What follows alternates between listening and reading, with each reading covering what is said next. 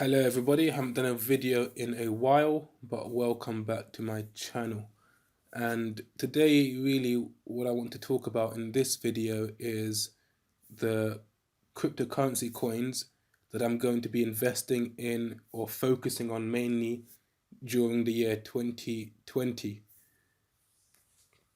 So what cryptocurrency am I going to be focusing on in 2020? First of all, the first cryptocurrency is Bitcoin. Now, I will say Bitcoin is going to be my main focus in 2020, and my goal is just to accumulate as much Satoshis as I can. And the reason being is because I think Bitcoin is going to do well in the long run, and we know this year, especially the halving is coming up. So the block reward is going to be decreased from, I think it's 12 something Bitcoin to 6. So it halves every 4 years, and that's coming up sometime in May. So what tends to happen is during this time, leading up to the halving, there may be an increase in the price of Bitcoin. And Bitcoin to me is it's become a store of value, like digital gold, and because of its scarcity and its deflationary, look at it in terms of its market cap as well. All the money is in Bitcoin. So that's one of the coins that I'm focusing on in 2020, the main coin, and that's my main coin. And I'm going to try and accumulate as much Satoshis that I possibly can. Now, when it comes to alternative coins, altcoins, what I'm going to be focusing on in 2020 is, this is the first altcoin, and that's DigiByte. Sorry, I've got a bit of a dry throat. Don't feel too well. Got a bit of a cold. So excuse me in my coughing. But DigiByte. Now, I do like DigiByte. This one is probably one of my most favorite altcoins out there. What I like about DigiByte really is many things, to be honest. Out of all the UTXO blockchains, like Bitcoin, Litecoin, these are all UTXO blockchains. Google the term. DigiByte is the most secure. It's the fastest, has the longest chain. So this is something that DigiByte has over Bitcoin, even being more secure than Bitcoin. It's more decentralized. It's faster than Bitcoin. It's faster than Litecoin. It has the longest chain. So it's really security focused, and I really do like that about DigiByte. It really, in my opinion, I think it's undervalued, in the sense that it should be at least one of those coins in the top 10, but it's also probably less known compared to the coins like Bitcoin and Litecoin and the coins that we see in the top 10. But this is one of my favorite altcoins. You can read more about DigiByte here. DigiByte is a UTXO proof of work based blockchain with a focus on cybersecurity, digi assets. That's another thing about DigiByte. You can build digital assets now when it's blockchain, payments, and secure communication technologies. The DigiByte blockchain was developed in 2013 and released in January 2014 by Jared Tate. He's the creator and founder of DigiByte. Now, this coin also has had no pre-mine, so it's an open source protocol. It's although based on a Bitcoin coding, as I believe, although based on Bitcoin there was adjustments in the code reportedly allow for improved functionality. So there's been improvements to the coding to make DigiByte better than Bitcoin. For instance, let me put it this way: Bitcoin is to me, or how I see it, it's a store of value. Whereas I won't really use Bitcoin. I have no interest personally using Bitcoin to pay for a meal in a restaurant or buying coffee, as they say. I would rather keep my Bitcoin and hold it to store my wealth. And if I ever do plan to use my Bitcoin, it will be to buy something massive, like a bigger investment. Maybe sell Bitcoin to get into real estate, not sell my Bitcoin to buy a cup of coffee in Starbucks. Now, even for that though, Bitcoin cannot really be used for those sort of transactions because it's slow.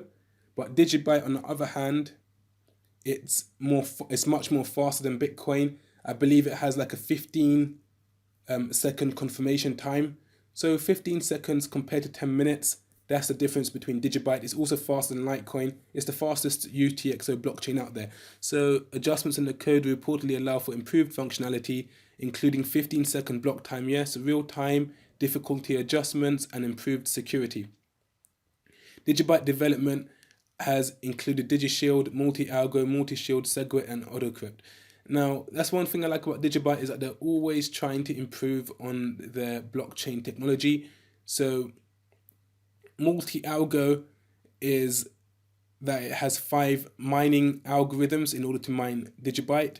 So I'm not a miner myself, but to mine Bitcoin, there's only one mining algorithm. The same with Litecoin, but with DigiByte, there's 5 different mining algorithms, each one being designated 20% of the mining pool. So each 5 altogether makes up 100%. So in order to do a 51% attack, for instance, on DigiByte, it will be much harder because there's 5 different mining pools, or 5 different mining algorithms, should I say. And then you have multi-shield and DigiShield. This is something to do with adjusting the difficulty when it comes to mining and the hash rate. Like I said, I'm not really a miner, so it's just good stuff, even though I am not actually mining DigiByte. And SegWit, Bitcoin has already incorporated SegWit, but I think DigiByte was one of the first to do it. And AutoCrypt, that's another type of mining algorithm. So DigiByte claims to have never been funded through an ICO, pre-sale, token sale. DigiByte is a digital asset cryptocurrency with a 1,000 to 1 ratio to Bitcoin. Yes, because there's 21 billion DigiByte out there. So there's more DigiBytes for everyone to have one each. Unlike Bitcoin, there's not enough Bitcoin out there for everyone to have one each. That is being mined over 21 years with a max supply of 21 billion in the year 2035. So DigiByte should be mined to its full capacity in the year 2035. Now, Digi Assets was designed to allow users to build on top of the DigiByte as a secondary layer. So people can build on top of DigiByte by creating their own Digi Assets, which can represent something of value in the physical world. So you can do that with DigiByte, which is a cool feature that they have. Now, DigiByte claims to have had 280,000 full node downloads, so it's very decentralized. It's one of the most decentralized UTXO blockchains out there, and the more decentralized it is, the more secure it is, because it cannot be shut down. Nobody cannot close down DigiByte because of the amount of full nodes that are running out there. It'll be impossible to shut DigiByte down, just like Bitcoin. So it's decentralized, it's secure, which is all good stuff. Okay, DigiByte claims to have 15-second block times and DigiSpeed with DigiSpeed. Now, DigiSpeed is something that enhances the speed of DigiByte. Again, I think I'm not sure exactly how it works, but all I know, its purpose is that it improves the speed of the DigiByte by increasing the block size. So more transactions can be packaged in the block. Again, I'm not a miner, but I understand the concept. So as a result of this, more transactions can be confirmed, and it increases the speed. Whereas as we had the issues with Bitcoin, where it's much slower, especially when the blockchain becomes congested with transactions. With DigiByte, as a result of DigiSpeed, the block size increases. I'm not sure, I think it's every 4 years or so. The DigiByte can reportedly scale on-chain with 560 transactions per second. That's what it can do now on-chain, and aims to attain 280,000 transactions per second in 2035 with low fees. So that's what I like about DigiByte. If you use it, you'll see that it's relatively fast. If you're used to using Bitcoin and you use DigiByte, you'll see that it's very fast to get transaction confirmations on the blockchain. which is really cool. Yeah, it's just one of those coins that I think should be where Litecoin is today, at least. So Bitcoin could be the store of value, and DigiByte can be the coin of utility, because it has all the features that enables it to be a coin of utility without needing the Lightning Network. So as we need the Lightning Network with Bitcoin in order to do transactions, with DigiByte we don't need the Lightning Network. Everything can be done on chain still because of DigiSpeed and whatnot. So it's one of my coins that I'm looking at in 2020 to accumulate some more of. It's really cheap at the moment, less than a cent. So what's my next alternative coin? So Youtrust. This is another, it's not a coin, this is a ERC20 token that I am looking to accumulate some more of in 2020. And what I like about this token here is that it's a token from the Youtrust platform. And what the Youtrust platform, how I like to see it, is a PayPal for the cryptocurrency world. Because as the cryptocurrency space develops, we're going to need something similar that connects merchants with buyers, and where there's trust between us. And that's where Youtrust comes in. Just like how we pay, if you use eBay for instance, merchants and customers can make payments via PayPal, and PayPal handles any disputes. Now Youtrust is doing just that, but it's doing it for the cryptocurrency space. And what it basically does is that it converts any cryptocurrency payment to the local currency of the merchant for them to withdraw to their bank. And it also has buyer protection for the customer in case they don't receive their goods or whatnot. So it's a way for merchants to easily be able to accept cryptocurrency and from buyers, and also for buyers to have buyer protection in case the merchants don't come through with the goods. So that's what I like about Youtrust. I think a platform like this, if they get it right, then it has a place in the future of the cryptocurrency world, especially if you believe that cryptocurrency isn't going to go anywhere, and there's going to come a day where people, merchants, companies, businesses are going to accept cryptocurrency, and people are going to be using cryptocurrency for payments. Then Youtrust has a market where it can establish itself. And who knows, it could be the PayPal for the cryptocurrency space. So the Youtrust platforms allows merchants to accept digital currencies as a means of payment. It aims to bring digital currencies to mainstream consumers while providing the buyer protection and credibility of traditional payment platforms. With an API for merchants and UX for buyers, Youtrust stands at the intersection of e-commerce, mobile payments, and cryptocurrency. And I've been following Youtrust, and they've been making quite a few good partnerships already.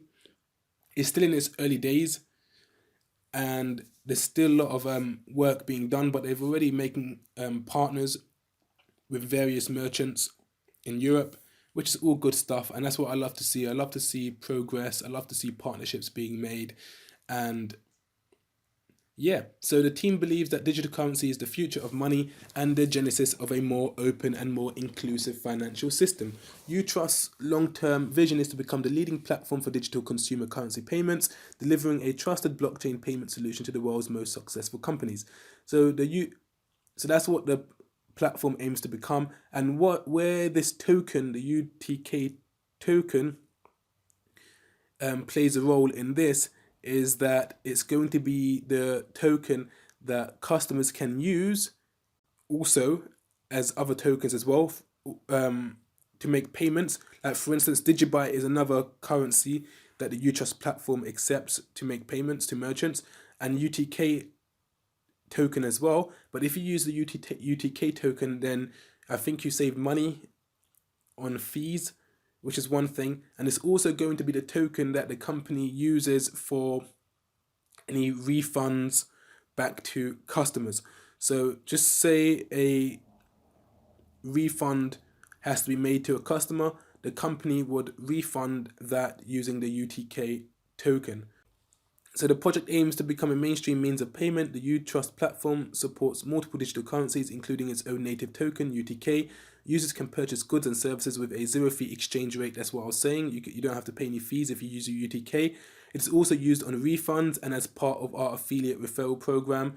So that's what UTK is going to be used in the ecosystem. And also it's going to have a burn as well. So they're going to use some of the transaction fees that they make from the Youtrust platform to burn UTK until it reaches a total supply of, I think, 100 million. The supply at the moment is 500 million, or the circulating supply is 450 million, but it's going to be burned until it reaches a total supply of 100 million, which is not a big supply, to be honest. And considering the price at the moment, and where if this company is successful, then it's below 1 cent. So this is one of my coins that tokens that I'm buying for 2020, because I think it's undervalued, and maybe in the next 5 years from now, who knows, it could be over $1, especially if the Youtrust platform becomes established as a reputable platform to use to make cryptocurrency payments on, and it becomes accepted by merchants all across the internet. So that's really cool. And I think they're also going to have a point of sale device as well. So merchants can, if they want to, accept payment in store using the Youtrust point of sale app, which is good stuff. So another one of my tokens, or not tokens, coins that I'm going to be taking note of or investing in 2020 is THETA. Now, THETA is doing some nice, 9 cents, cool stuff. Okay, so THETA now is an open source protocol that powers a decentralized streaming network. So THETA is run by Sliver.tv. That's the company that has founded THETA. And the purpose of THETA is to power a decentralized streaming network. So it will allow for decentralized apps to be built on top of the platform to enable use cases that span esports, entertainment, and peer-to-peer streaming. So as you see, if you use like Twitch, for instance, as another streaming platform where people can do live streams, what THETA does is that it allows, basically, how do I explain this? It basically allows for users to share their unused bandwidth. And if they share their unused bandwidth, they get rewarded. And as a result of sharing their unused bandwidth for the purpose of streaming, so people can use it for streaming, it helps companies, or should I say streaming networks, save money on CDN costs. Now CDN stands for, what does it stand for again? I cannot actually remember, but it stands for content delivery network costs. Yeah, so it helps companies save money on content delivery network costs by using THETA, and they basically offset some of their content delivery via the THETA network, which is a decentralized streaming network, and they save money on their CDN costs. And what the THETA network does is basically it has people sharing their unused bandwidth, and that's what these video streaming platforms would use, people's unused bandwidth, to deliver their streaming network, to deliver their stream. And the people that share their unused bandwidth would be rewarded in a secondary token called THETA Fuel. So I do like THETA because I do think decentralized streaming could be potentially big business. If you look at something like YouTube, for instance, and the cost that or Netflix, anything that delivers media to your computer, the costs that they could save by partnering up with THETA and using THETA's decentralized streaming network could save these companies a lot of money on their CDN costs. So that's good. That's good stuff. Yeah, so in a nutshell, Theta can help streaming companies save money on their CDN costs by using the Theta network to stream their content to users.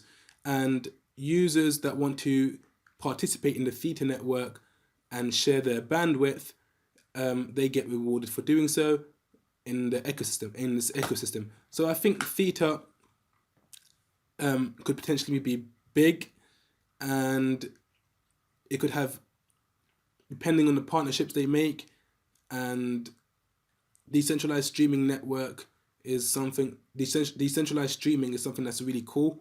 So Sliver.tv dApps was the first application built on the Theta network, leveraging its existing users base of millions of esports viewers.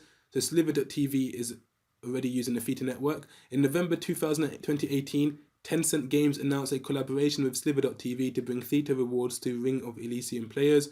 The founding team has a combined 30 plus years of experience in the video streaming space, with advisors including Steve Shen, co-founder of YouTube. So the co-founder of YouTube is also advising the Theta project.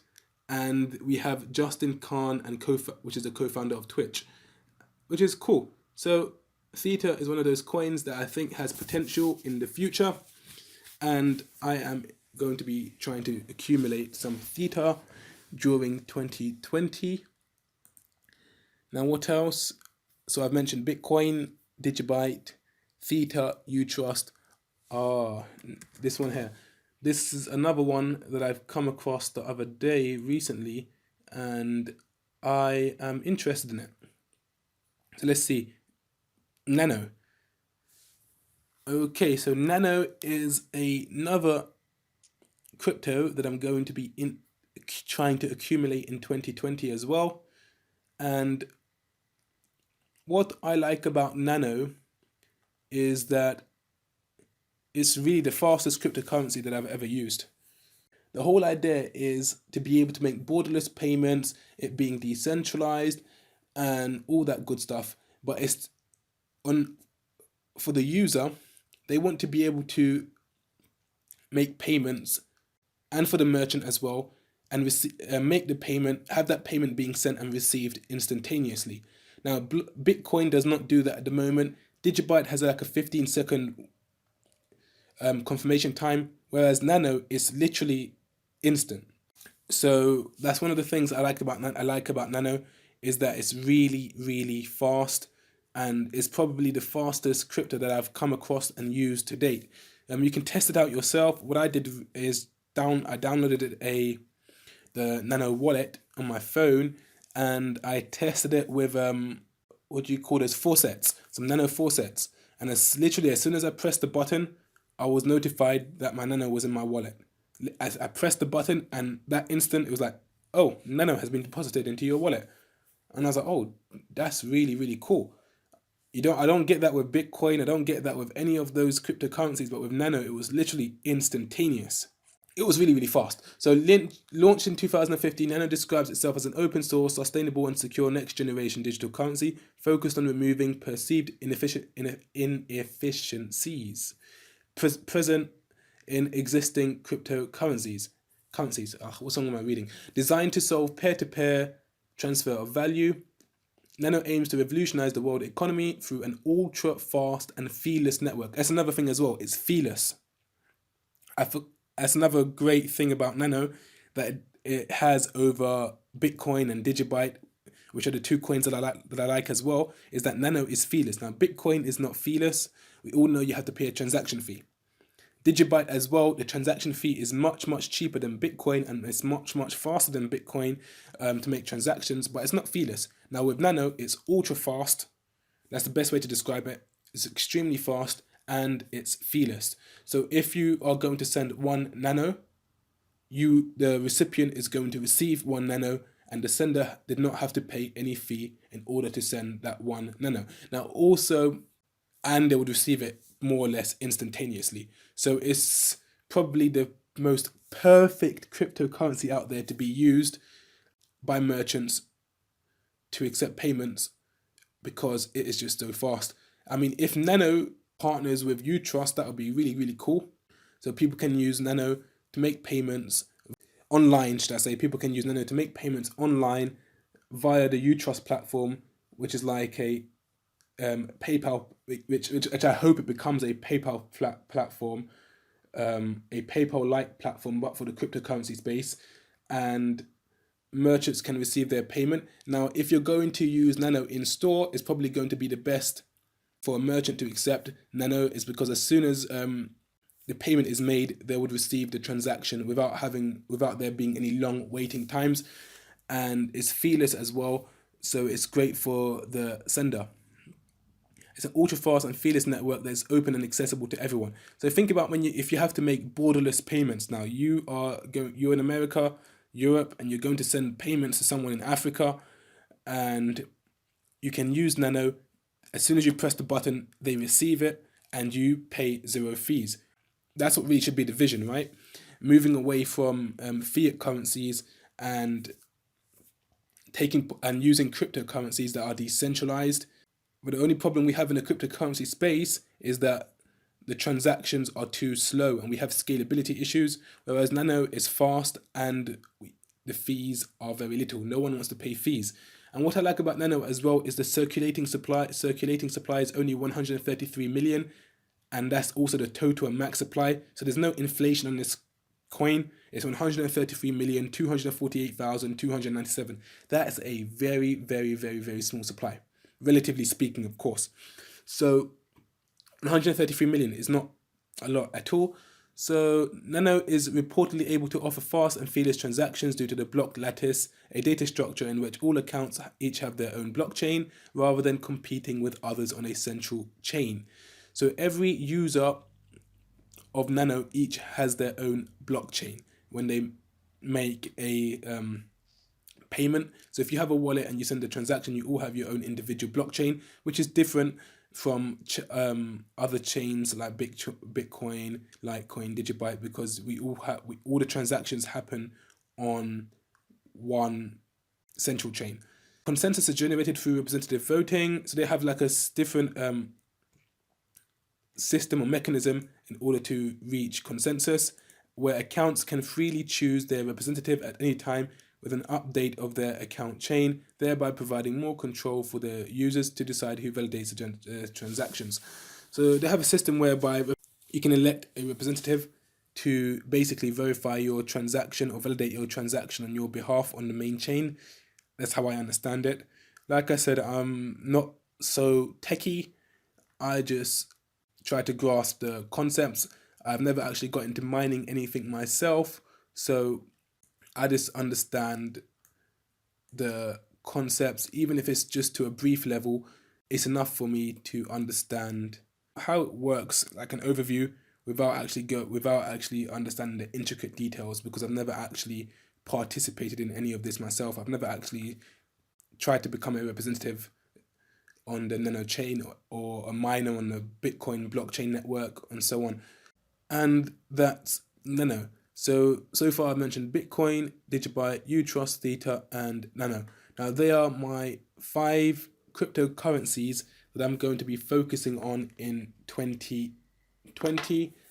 I'm trying to think if I've left anything out. Have I not? I mean, there's others as well that I've looked at on my radar. For instance, I've heard of Chainlink that I'm still looking into. Chainlink. What I understand so far is that the whole purpose of Chainlink is to help smart contracts communicate with external websites.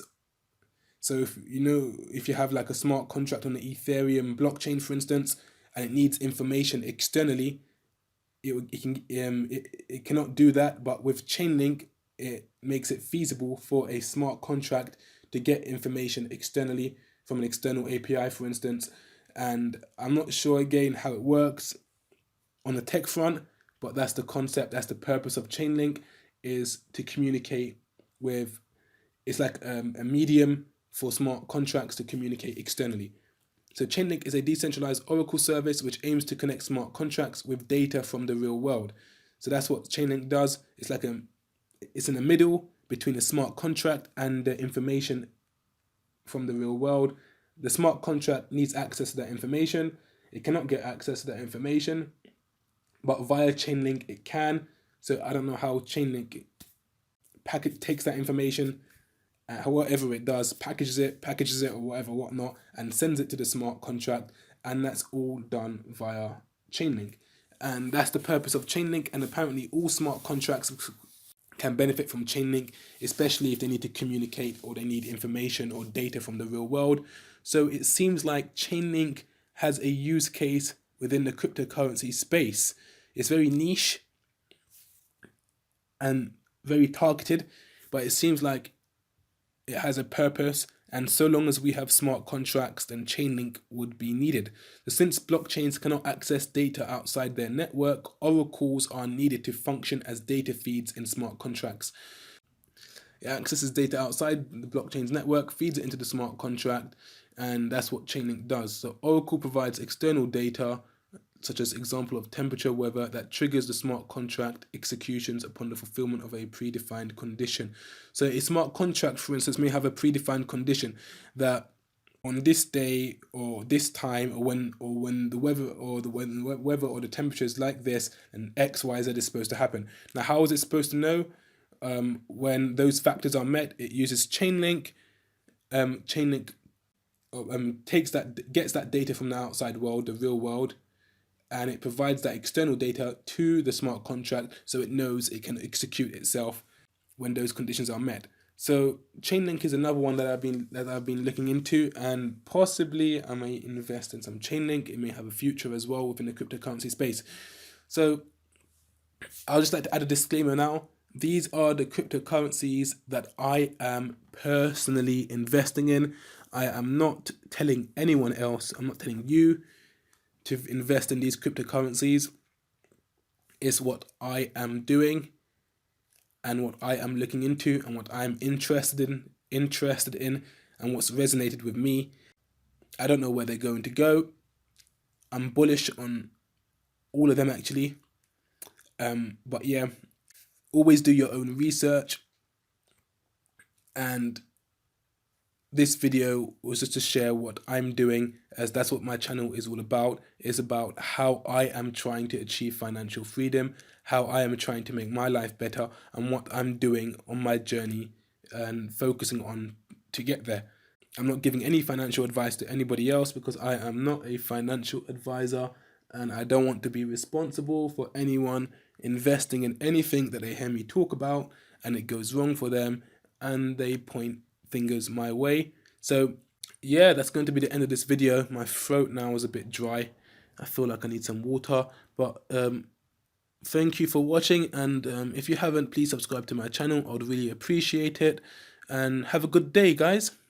Evening, afternoon, wherever you are. Goodbye.